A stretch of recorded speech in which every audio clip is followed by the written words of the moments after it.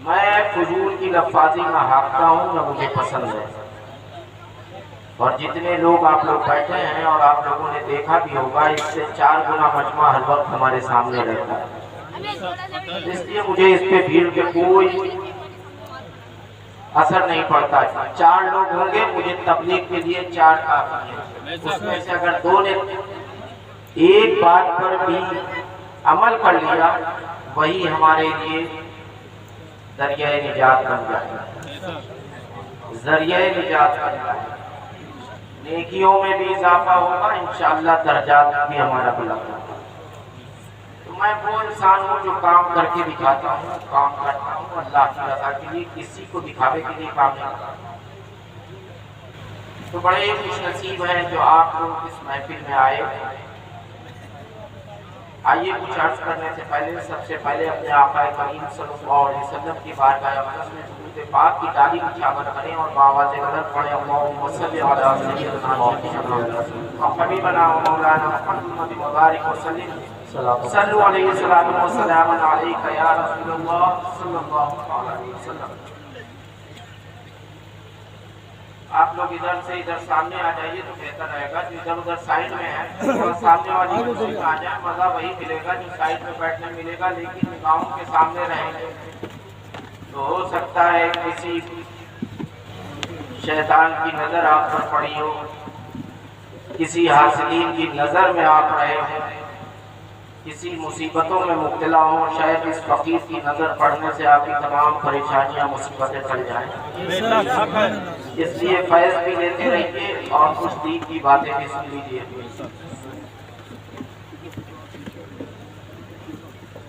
हज़रात,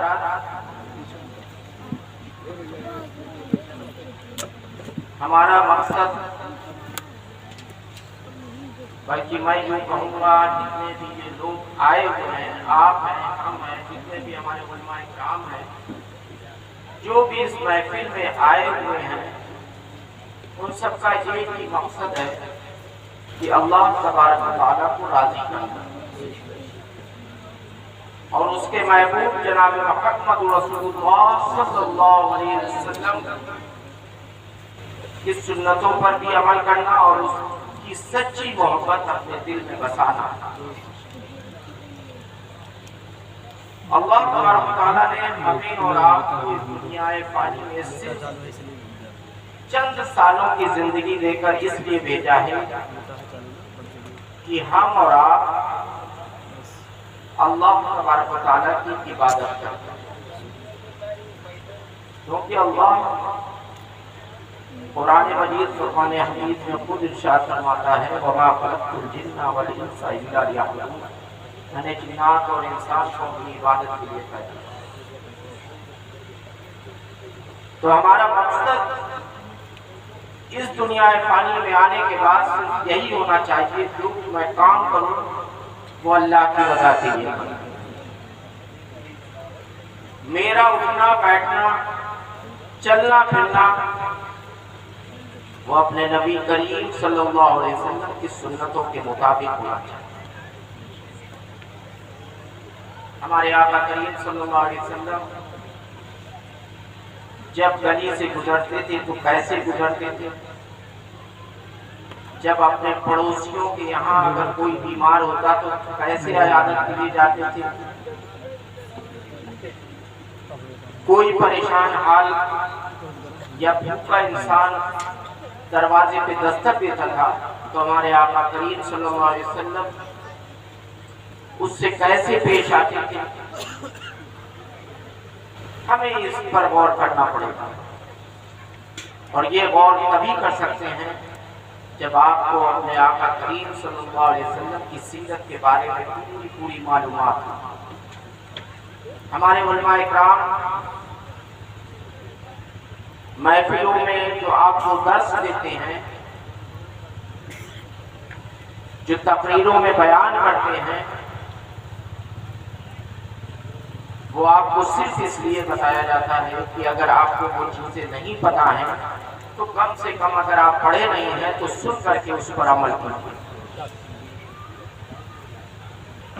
अमल करने के लिए कोई ज्यादा मेहनत की जरूरत नहीं, सिर्फ और सिर्फ अपने नफ्स को कंट्रोल करने की जरूरत है। ना इसमें मेहनत लगेगी ना कुछ लगेगा, सिर्फ आपको इतना करना है, अपनी नीयत में इतना बदलाव लाना है कि मैं जो काम करूं अल्लाह की रजा के लिए, अल्लाह का खौफ अपने दिल में पैदा करना।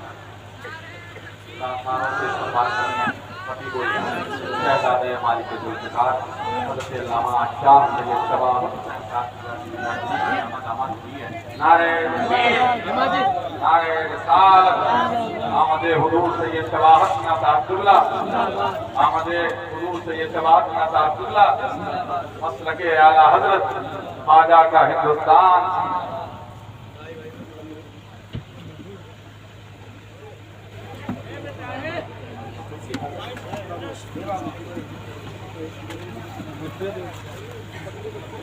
आप लोगों ने देखा, अपनी बातों की निगाहों से भी देख कि आप लोग जितने तरीके से बैठ गए, अल्लाह तबारक व तआला ने उसका अज्र फौरन आपकी निगाहों के सामने पेश कर दिया।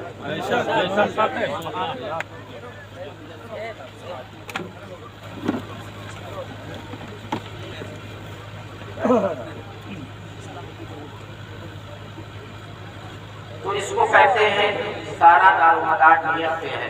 आप सच्चे दिल से बैठे, दीन की बातें सुनने के लिए आपने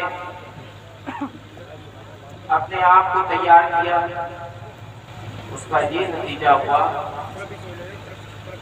कि आजकल प्रोग्रामों की वजह से, दूर दराज से सफर की वजह से थोड़ी आने में ताख़ीर हो गई। जो ड्यूटी उनकी थी वो ड्यूटी मैं मुख्तसर से वक्त के लिए आपके सामने आ गया। और वो मैंने पहले भी बताया था, मैं कोई मुखर्रिर नहीं हूँ, न लंबी चौड़ी तकरीर करता हूँ, सिर्फ इसलिए चंद बातें आप लोगों से गुफ्तगू कर दिया करता हूँ कि ताकि उसमें से अगर एक भी आदमी अमल कर ले तो इंशाअल्लाह उसकी भी मंजिल आसान हो जाएगी और हमारी भी मंजिल आसान हो जाएगी, और ये उस महफिल की कामयाबी का भी सबब बन जाएगा। कहने का मकसद ये है, सबसे पहले आप अपने सीने को कीने से पाक कीजिए, तमाम बुराइयों को, गलाजतों को अपने सीने से दूर हटाइए। और वो कैसे हटेंगे?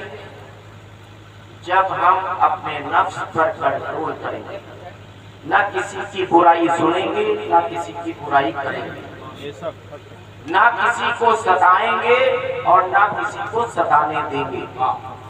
अगर कोई परेशान हाल है तो उसकी मुसीबतों में, परेशानियों में उसका साथ देंगे। अगर आपके गांव में कोई ऐसा शख्स है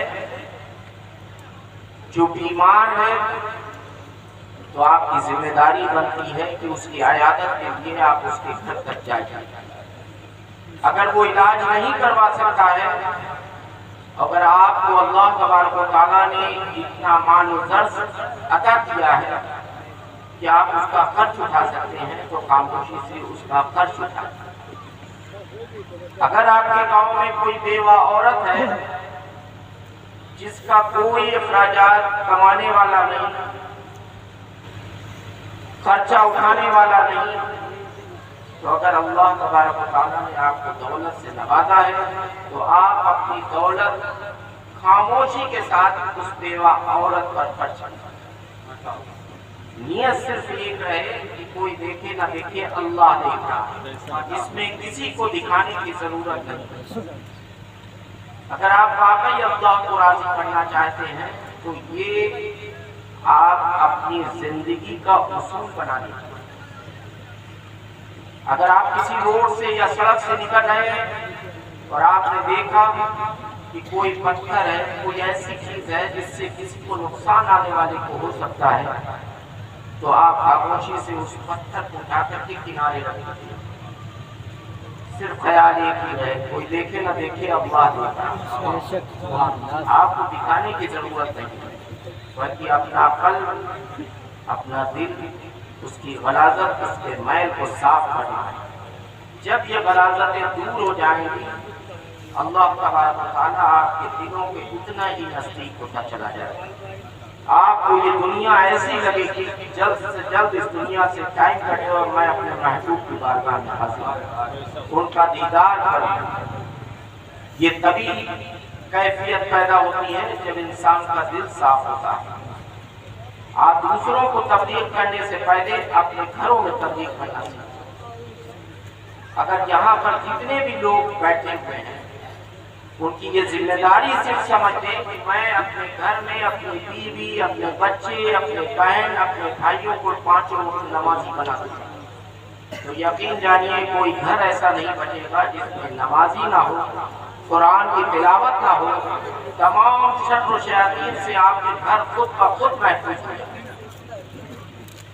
किसी की जरूरत नहीं।